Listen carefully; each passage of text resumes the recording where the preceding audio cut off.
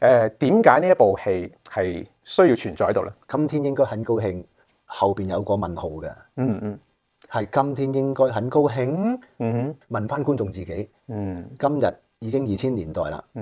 作為人類嘅我哋，好似應該都好高興啦，係咪先？無論科技啊，任何嘢藥物都發達，係咪？但係又好似唔係喎。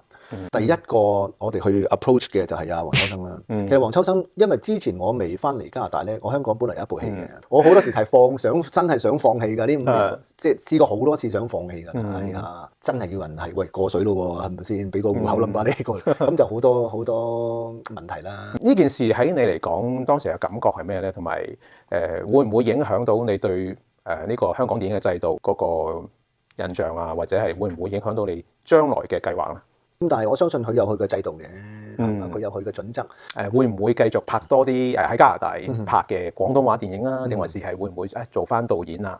其實我知自己嘅計劃點樣行㗎啦。咁嚟緊我都未必一定係拍華人嘅。嚟緊好似有2場嘅慈善放映，係冇錯。可唔可以同我哋介紹一下呢個慈善嘅放映會係有啲乜嘢睇到咧？主要演員黃秋生會過嚟啦，會過嚟。市長多倫多市長啊，全部嗰啲議員啊都會出席啦。